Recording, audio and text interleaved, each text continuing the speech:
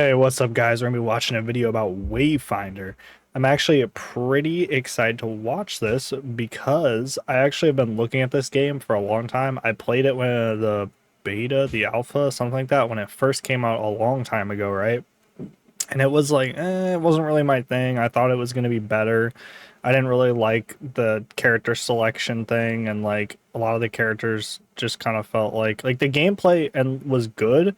It's just like the direction was and then like when the game came out, it wasn't really popular, so I was like, okay, well, what's the point of me getting a MMO? Or I think that's what it was, or at least it was like kind of like a Warframe RPG where like other players, but other players mattered more. Like in Warframe, you could play it solo and it wouldn't really change anything besides like certain things, but you know what I'm saying. Then they changed it again, and then I looked at it and it looked a little repetitive. It kind of looked like a Monster Hunter where like it's like the scenario based combat instead of like in the same way where it kind of feels open world, but it's still like a scenario based thing.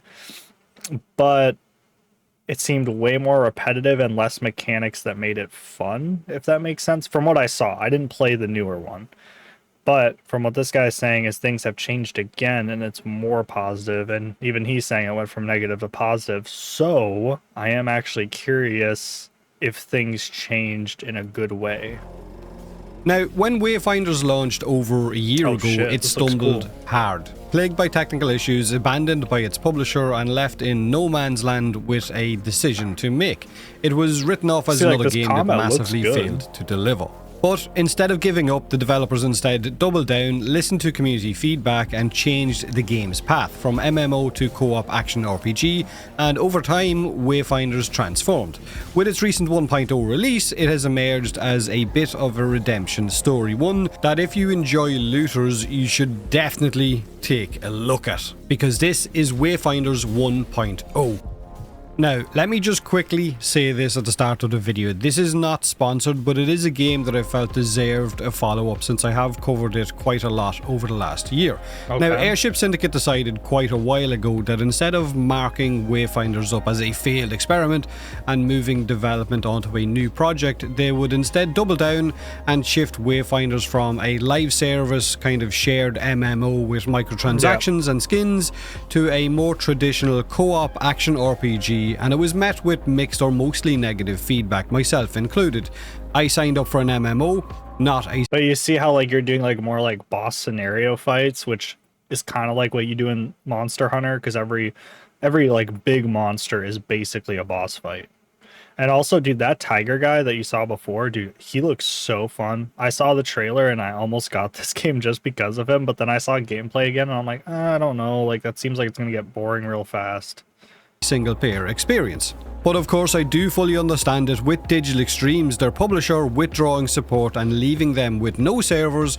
It was either shut the game down, shut those doors, or bring it into an like offline experience. And having spent 200 hours in the game from early access up to 1.0 right now and completing the story, it's clear that they picked the right decision. What we have now is a game with a loot system similar to what you would get in games like Borderlands, with tons of variety in terms of what way you can build your character. Different rarities of weapons, there's boss hunts, there's bounties for heroic bosses, there is armor sets with bonuses, there is open world zones, and then there is dungeons and world bosses, and a pretty good story as well. So progression and loot are probably some of the game's biggest changes. Previously, a lot of these weapons that you get in game were cosmetic only, but now they drop complete with stats with echo slots and rarities from green quality weapons all the way up to legendary rarity. Previously, a lot of the weapons that weren't skins could only be gotten through grinding and crafting, but now they drop out in the open world when you kill bosses and in chests and things like that, with every Wayfinder able to wield any weapon that they want, so you can have a dagger. Okay, yeah, because I remember hearing that, like, that Wayfinders could only use certain weapons, and that it was freaking annoying the way how grindy it was just to get the weapon they wanted. So then I was like, bro, I'm not trying to do like a shittier version of Destiny or Borderlands. Based summoner or a gun-wielding tank, completely up to you, depending on what you want to build your character around. What I am confused though is I thought it was more like I know there was kind of guns, I think, But I thought it was more swords and shields and daggers. And all out offensive, defensive, Like as that a axe. healer, you get the idea. Now, your progression doesn't stop at unlocking characters and equipping them with weapons and armor sets. Accessories also add another layer of power increase. There is also talent points with 3 different sides for you to progress through, Like depending Naraka on Blade Point. what you want your character to be. You have affinity leveling, and you have echoes to further tweak your build and add more uniqueness into how you want to play that given hero. And there is also visual customization options to colour your character's armour and things like that to make your character truly feel like it is your own. Now, with the 1.0 release for Wayfinder, they've added a new spirit summoner character called Laura, which I'll get to now in a second, but this means that it now has 8 different characters. Yeah, I played that dagger assassin girl, the one that he just passed over on the left, who looks like a demon in that one thing. For you to level, gear, and check out, each with their own ability sets and playstyles. And these See, most of these characters look meh to me though. Like, there's like 4 that look really good. Like the tiger guy looks really cool. The first guy, he's like, you know, old warrior, that's cool. The dagger girl's cool. The shadowy guy's cool. But then like, ugh. Characters will unlock as you progress through this story, so they're relatively easy to get, or you can get them quite quickly. That was horrible. They've added a new open world zone called the Crucible, which means that it now has 3 open world zones. This Crucible also has 2 new Lost Zones, now the Shattered Foundry and the Aegis Vault. Lost Zones are basically dungeons with randomly generated tile sets and events within them. You can also add imbuements to these Lost Zones to add effects and make them more difficult, while also increasing the different types of loot, or I guess resources, you can get from that dungeon run. Okay, so when I said this game was similar to Monster Hunter, I'm taking that back. This just looks like Destiny. Like, you kill the little guys, then you kill the big guy. Now, on top of this, they've also added 6 new weapons, meaning the game has over 40 weapons, I think. They've added 15 new armor sets, they've further improved the game's stability, and have added a lot of quality of life changes over the last few months. But this is basically Laura, Wayfinder's newest character, and she's got a bit of a unique power. She's basically a fighter with the power of a spirit inside her, a spirit that she can summon, and she packs a serious punch. Now, her main thing is channeling. When she fights, she will build up power, and once she's fully charged, her moves will be even stronger. Here's a quick breakdown of what her abilities do. Her first one is Clobber, where she will smash enemies with a... Like, come on, did we not learn from Concord? You can't make ugly characters. And it's like, it's not even like the hair and everything. She just looks goofy, like her character. Spirit Fist. When it's fully charged, of course, it's going to be even more powerful. Her second one is Possession, where she will create a damage shield around herself that sends damage back to attackers and protects teammates as well. Her third one is Seismic Launch, where she will dash forward and hit enemies in front of her, which she can charge up if she wants to go a further distance and do more damage. Now, her ultimate ability is Unleash, where she will transform into a spirit avatar that regenerates her health and takes a lot less damage, but it also deals a lot of damage. It's basically a big spirit avatar that runs around punching things and smashing the ground. So if you decide to circle back around to Wayfinder, if you're someone who was originally part of that founder access or early access, or maybe you're someone looking to jump into it for the first time, you will have the freedom to play however you want. You can mix and match characters and weapons to fit your own playstyle. The grind has been dialed back to what it originally was, with plenty of loot drops to keep your progress feeling satisfying. There's gear progression, player housing as well, which I haven't really touched on. There is the imbuement system for those dungeons to increase the difficulty and the resources you get. It has no microtransactions anymore, meaning everything you can want or earn in the game you simply get by playing it. But it's not all... So I can't change how she looks then? Perfect. It's not without its drawbacks, okay? The move to a more offline focused experience means you kind of lose that MMO feel of seeing other players running around the world, which is what originally a lot of players backed this game for, and it definitely makes it feel less immersive. Now, the loop of dungeons and constant boss hunts will feel repetitive over time, over a long time, but by that stage I guess you'll have had more than your money's worth. With only 3 open world zones, the exploration will eventually also feel limited for players craving that vast open world. Multiplayer is more restricted now, requiring direct invites or using a party finder rather than an open world game with other players running around that you can just interact with.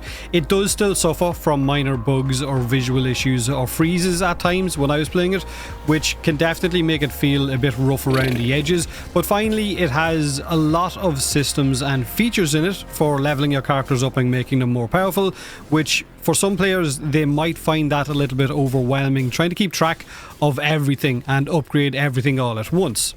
But overall, Wayfinder has come a long way with its 1.0 launch from where it was a year ago, from being left in the dark by its publisher, to the blowback they got from that, to the CEO taking financial losses in order to keep staff employed while the game was being worked on, to where it is right now, which is a fun co-op fantasy adventure with plenty of variety in characters and of course weapons to choose from as well. So it is a game that I would highly recommend. It is quite cheap, it's around $25 right now, and like I said, you will easily sink anything.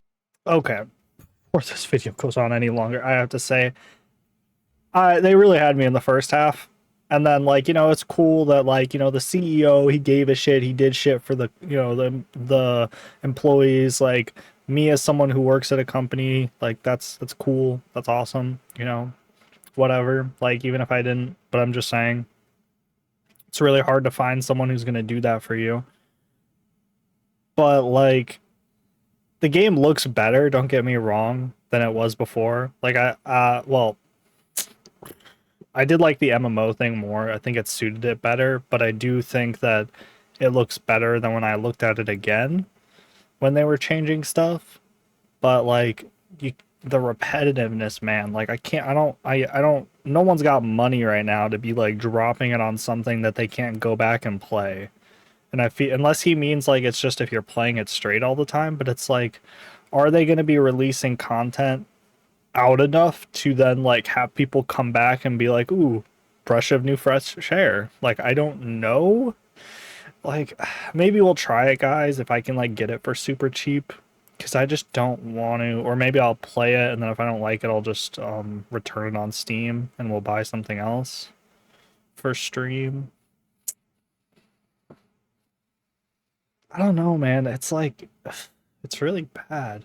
Like, the game looks fun, but like, dude, if it's repetitive, like, what are you gonna do? You know what I mean? And then like all the things he was saying then, like the open world gets repetitive real quick, though. The dungeons get repetitive. It's like, why the fuck do I buy the game then?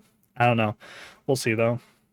From 50 to 200 hours into it just by leveling the wayfinders and of course the weapons, not to mention if you're someone that enjoys min-maxing something, then trying to get the perfect echo rolls on weapons in order to allow yourself to deal even more damage.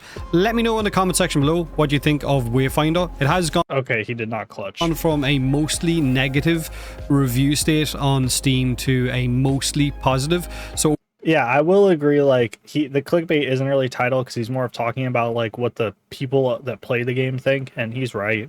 And yes, the game has gotten better. I just don't know if this is good enough for me to come back. Overall, it's mixed, but the recent ones are all mostly positive. Like I said, let me know. Have a great day, have a great week, and as always, thanks for watching.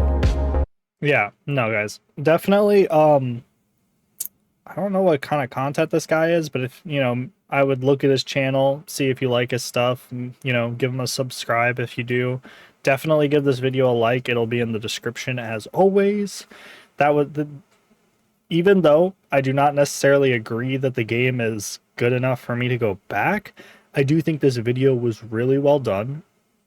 I do think that he has some valid points of why like people who liked the game would come back. I liked the game, but not a lot. I was like, ooh, this is cool, but I feel like there needs to be more. And then I never played it again. Like, I'm gonna be real, I played it for like a few hours for the alpha or whatever I got invited to. And then I was like, yeah, I think I'm done. But I will look into this. Maybe we'll play this on stream / you know, YouTube. Maybe we'll do a poll. Maybe we'll... You know, maybe you guys can comment, tell me what you guys want me to do for that, and maybe I'll try it. Because I do like that tiger guy a lot, and she looked cool, but I just don't... I think her character looks derpy, like that, the whatever character he was talking about with the spirit powers. But I did like the tiger a lot. I loved his cinematic, too. Like, they were really good at making those cinematics. Like, those look sick. Like, with the art style, too. Like, I was like, damn, I want an anime about this guy. He's a badass. But anyways... Hope you guys enjoyed the video. Please like and subscribe to me, obviously. Like, come on, guys. And comment below. And like I said, tell me what you guys think. See you guys in the next one. Peace.